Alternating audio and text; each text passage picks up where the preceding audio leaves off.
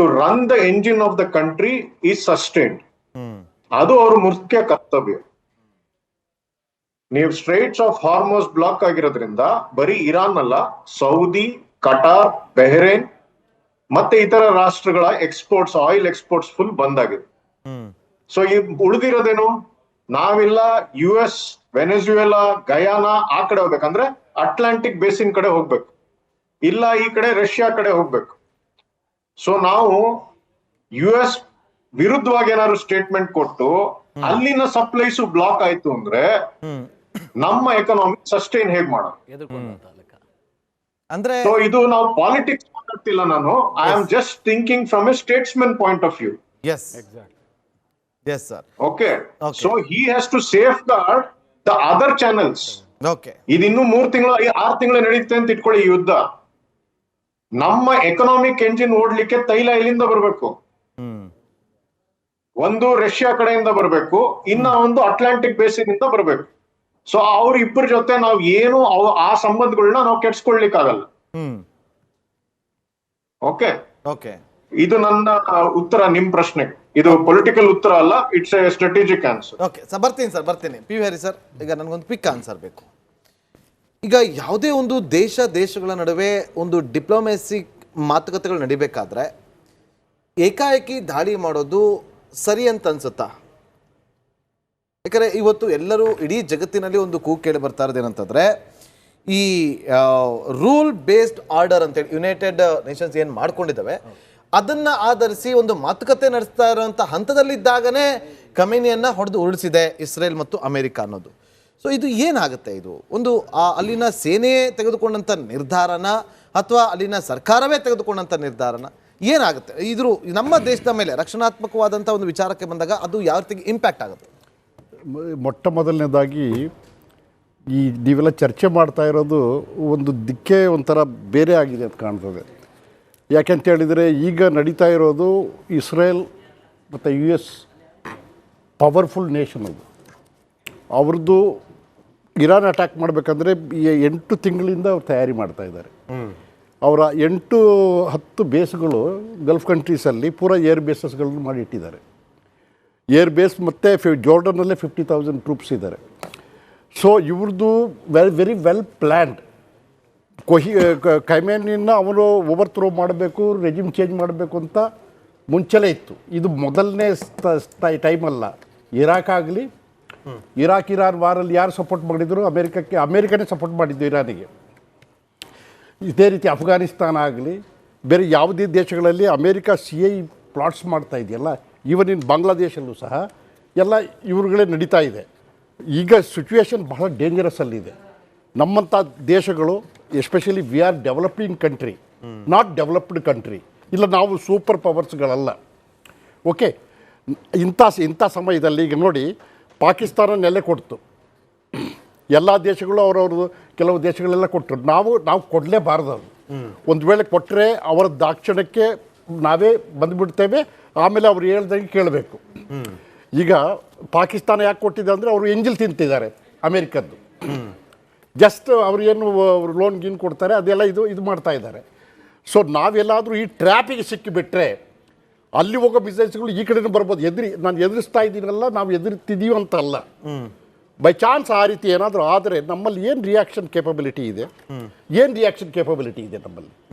ನಮ್ಮಲ್ಲಿ ನಾವು ನಮ್ಮ ದೇಶಗಳ ಯಾವುದೇ ರಾಜ್ಯಗಳಲ್ಲಿ ಮೇಲೆ, ಯಾವುದೇ ಬಿಲ್ಡಿಂಗ್ಸ್ಗಳ ಮೇಲೆ, ಯಾವುದೇ ಹಿಸ್ಟಾರಿಕಲ್ ಮಂದಿರ್, ಮಸ್ಜಿದ್, ಚರ್ಚ್ ಯಾವುದೇ ಆಗಲಿ, ನಾವು ಅದು ನಮ್ಮ ಇತಿಹಾಸ, ಅದು ಎಲ್ಲಿ ಚೂರು ಆಗಬಾರ್ದು. ನನ್ನ ಪ್ರಶ್ನೆ ಅದಾಗಿತ್ತು ಪಿ ವಿ ಸರ್.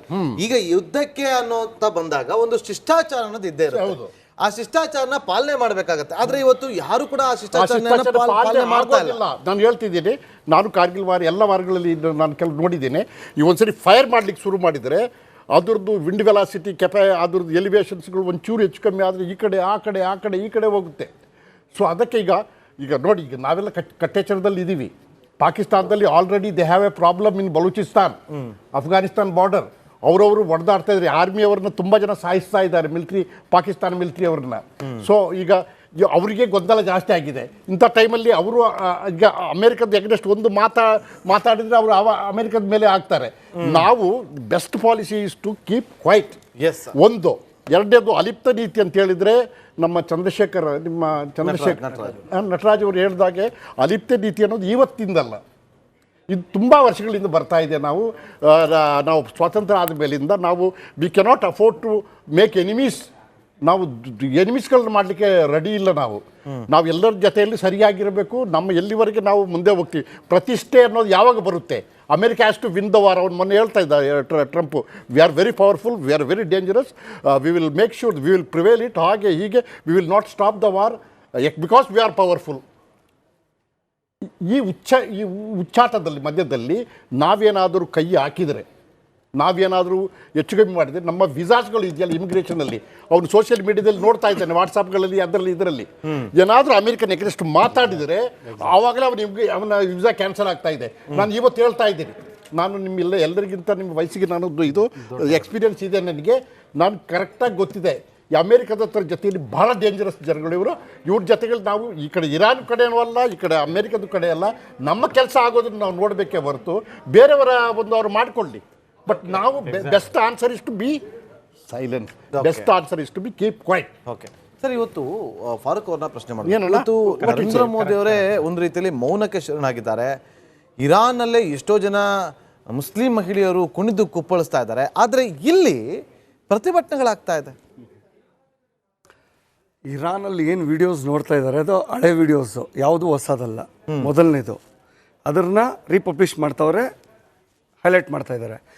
ಸಿಂಪಲ್ಲಾಗಿ ನಾನು ಹೇಳ್ತಾ ಇರೋದು, ನಮ್ಮ ಭಾರತ ದೇಶ ಮತ್ತು ಇರಾನ್ ಮಧ್ಯ ಏನು ನಾವು ಒಂದು ಮಿತ್ರ ದೇಶ ಅಂತ ಹೇಳ್ಬಿಟ್ಟು ನಾವೇನು ನಡೆಸ್ಕೊಂಡು ಹೋಗ್ತಾ ಇದ್ವಿ, ಅದರಲ್ಲಿರುವಂಥ ಒಂದು ಕಾಳಜಿ. ಮತ್ತು ಕೆಲವರು ನೀವು ಹೇಳ್ತೀರ ಶಿಯಾ ಸುನ್ನಿ ಅಂತ ಹೇಳ್ಬಿಟ್ಟು, ನಾವು ಅದೆಲ್ಲ ನಾವು ನಂಬಲ್ಲ, ನಾವು ಹೋಗೋದು ಇಲ್ಲ.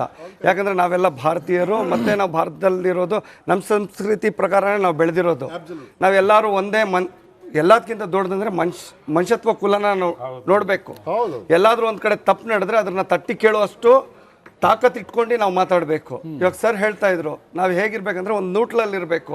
ಯಾಕಂದರೆ ನಮ್ಮ ಹತ್ರ ಆ ರೀತಿ ಕೆಪಾಸಿಟಿ ಇಲ್ಲ ಅಂತ ಹೇಳ್ಬಿಟ್ಟು. ಇನ್ನೊಂದು ಸರ್ ನಾನು ಹೇಳ್ತೀನಿ, ಕೆಪಾಸಿಟಿ ಇಲ್ಲ ಅಂತ ಹೇಳ್ಬಿಟ್ಟು ನಾವು ಕೂತ್ಕೊಳ್ಳೋಕ್ಕೂ ಆಗಲ್ಲ. ಯಾಕಂದರೆ ನಮ್ಮ ಸ್ನೇಹಿತನಿಗೆ ಯಾರಾದರೂ ಒಬ್ಬರು ಹೊಡೆದ್ರು ಅಂದರೆ ನಾವು ಹೋಗಿ ನಿಂತ್ಕೊಳ್ತೀವ ಇಲ್ವಾ? ಅಲ್ಲ, ನಮ್ಮ ಸ್ನೇಹಿತ ಸಿಂಪಲ್ ಆಗಿ ನಾನು ಕೇಳ್ತಾ ಇರೋದು, ನನ್ನ ಜೊತೆಯಲ್ಲಿ ಆಟ ಆಡ್ಕೊಂಡು ತಿನ್ಕೊಂಡು ಬೆಳೆದಿರುವಂತ ಯಾವನೇ ಒಬ್ಬ ಸ್ನೇಹಿತ ಇರಲಿ, ಅಂತ ಸ್ನೇಹಿತನಿಗೆ ಯಾರಾದ್ರೂ ಹೊಡೆದ್ರು ಅಂದಾಗ ನಾವು ಕೂತ್ಕೊಂತೀವ? ಅಲ್ಲ, ಈಗ ನನ್ನ ಪ್ರಶ್ನೆ ಇಷ್ಟೇ ಸರ್. ಅಲ್ಲ, ಅದು ಕರೆಕ್ಟು ನೀವು ಹೇಳೋದು. ಕಾಶ್ಮೀರದ ವಿಷಯ ಬಂದಾಗ ಯಾಕೆ ಪಾಕಿಸ್ತಾನದ ಕಡೆ ಅವರು ಸಪೋರ್ಟ್ ಮಾಡ್ತಾ ಇದ್ದಾರೆ? ಯಾರು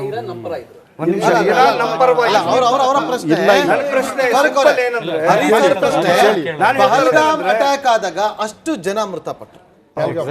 ಪಹಲ್ಗಾಮ್ ಅಟ್ಯಾಕ್ ಆದಾಗ ರೀಸೆಂಟ್ ಯಾವ್ದೋ ಹಳೆದ ಹೇಳ್ತಾರೆ, ರೀಸೆಂಟ್ ಆಯ್ತು, ಅದಕ್ಕೂ ಮಾಡ್ಲಿಲ್ಲ, ಬೇಡ.